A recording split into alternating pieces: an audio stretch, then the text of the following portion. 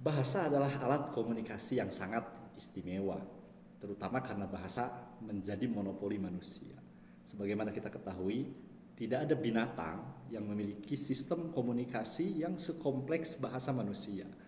Dan kompleksitas bahasa manusia ini ditunjukkan dengan jumlah kata yang dapat dikatakan tidak terhingga, hingga yang akan kita bahas dalam video ini, yakni idiom.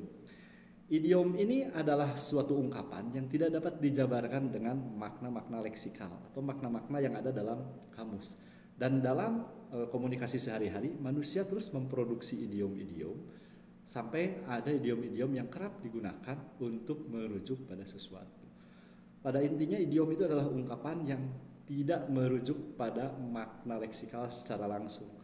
Dengan kata lain, dia tidak dapat dijelaskan dengan makna yang ada di dalam kamus. Dia juga tidak dapat dijelaskan dengan makna-makna yang gramatikal, juga makna-makna yang kadang-kadang terkait dengan logika. Jadi ada idiom-idiom yang tampak tidak logis.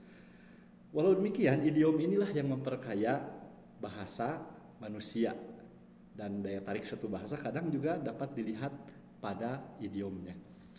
Kata idiom sendiri ini berasal dari bahasa Yunani, yakni idios. Idios ini artinya unik, berciri khas, gitu, atau hal-hal yang bersifat personal, sama seperti misalnya karakter yang ada pada setiap individu.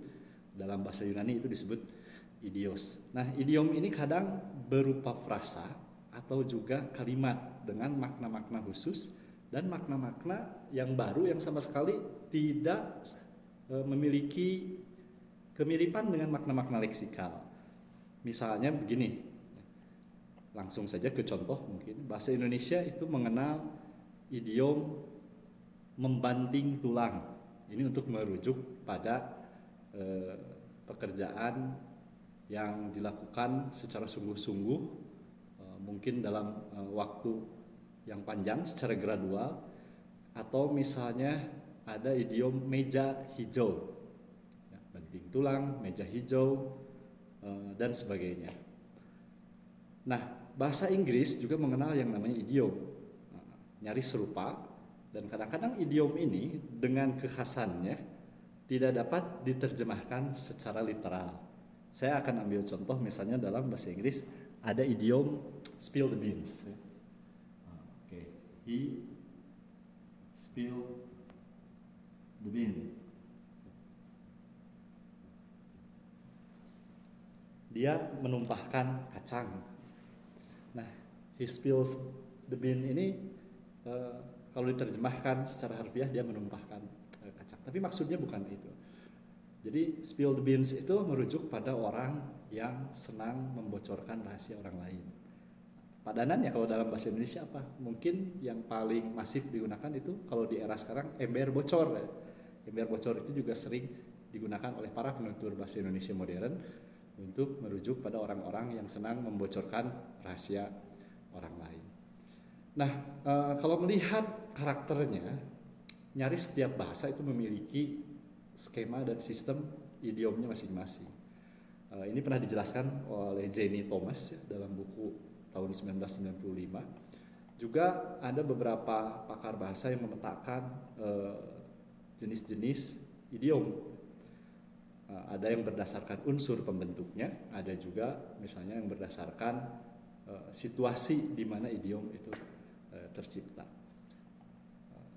Saya ingin fokus untuk kali ini pada jenis-jenis idiom berdasarkan unsur-unsur pembentuknya. Yang pertama, kalau dalam bahasa Indonesia dan bahasa Inggris ada yang namanya idiom penuh, ya. Idiom penuh ini adalah idiom yang unsur-unsurnya secara keseluruhan sudah merupakan satu kesatuan, satu makna. Dengan kata lain, kalau yang satu hilang, maka idiom ini tidak akan memiliki makna apa-apa. Misalnya contoh yang tadi ya, membanting tulang, kemudian meja hijau, gulung tikar. Silahkan kalau misalnya kita hilangkan satu unsur dari meja hijau, maka kalau misalnya hijau yang hilang, itu hanya meja saja. Meja itu hanya akan merujuk pada meja biasa. Tapi meja hijau itu adalah satu kesatuan yang merujuk pada ruang pengadilan. Nah, demikian juga misalnya gulung tikar. Gulung tikar itu untuk merujuk pada usaha yang bangkrut.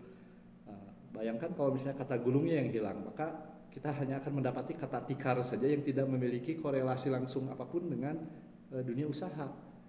Kecuali kalau memang usahanya memang jualan tikar. Kemudian yang kedua ada idiom sebagian.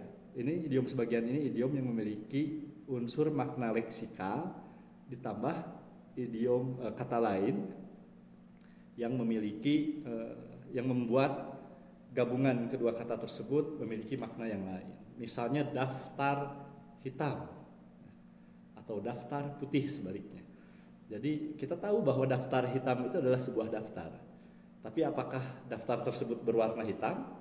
Apakah daftar tersebut berisi nama-nama orang-orang atau barang-barang yang berwarna hitam? Nah, tentu saja bukan. Daftar hitam di situ tentunya merujuk pada orang-orang yang ditandai karena kasus-kasus tertentu. Demikian juga misalnya ada ungkapan unjuk gigi.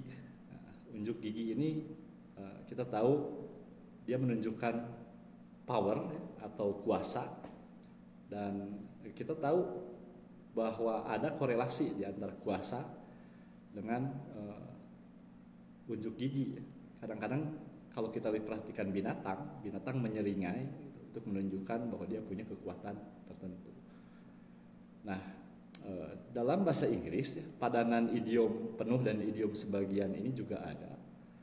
Walaupun dalam bahasa Inggris kalau dalam bukunya Jenny Thomas itu lebih kompleks. Jadi dalam bahasa Inggris kurangnya ada 3 jenis idiom. Yang pertama itu adalah pure idiom. Pure idiom ini idiom murni yang konvensional. Contohnya yang tadi spill the beans itu adalah idiom murni, karena tidak ada korelasi apapun sebetulnya antara menyimpan rahasia dengan menumpahkan kacang. Kemudian ada semi idiom. Semi idiom ini dapat memiliki satu atau lebih kata atau kita sebut konstituen, dan sebagian lagi itu kata atau konstituen yang maknanya kabur. Contohnya misalnya black market. Nah, ini agak mirip dengan idiom sebagian kalau dalam bahasa Indonesia. Black market itu kita tahu dia memang merujuk pada pasar, tempat jual beli, tapi bukan tempat jual beli yang berwarna hitam atau memperjualbelikan barang yang berwarna hitam.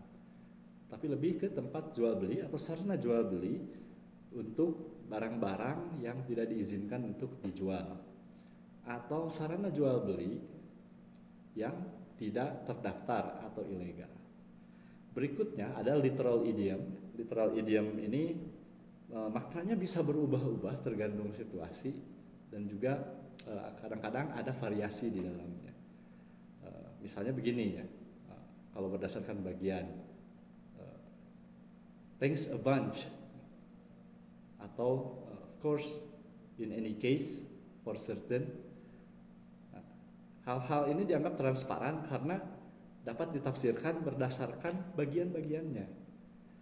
Nah, kalau diperhatikan sebenarnya hal yang sama juga dapat ditemukan pada bahasa Indonesia. Misalnya kadang-kadang kita menggunakan ungkapan oleh karena itu dan seterusnya.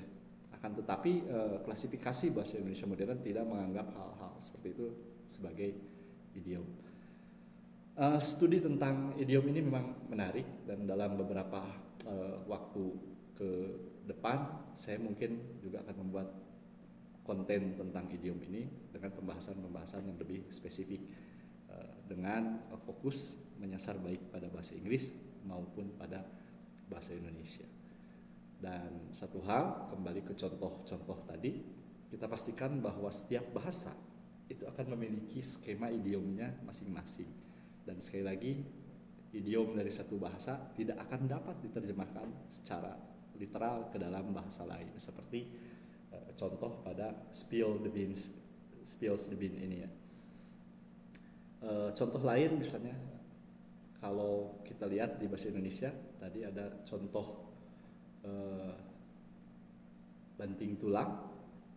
Tentu saja bukan banting tulang istri sendiri.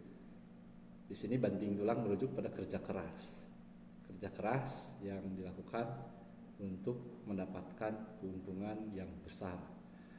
Maka apakah kita misalnya akan terjemahkan ke bahasa Inggris jadi smacking the bones? Tentu tidak. padanannya dalam bahasa Inggris yang dekat dengan makna banting tulang itu mungkin go bananas, he works go bananas misalnya. Go bananas ini tentu tidak ada hubungannya juga dengan buah nanas, karena kalau diterjemahkan berarti kan pergi nanas, tapi ternyata tidak seperti itu.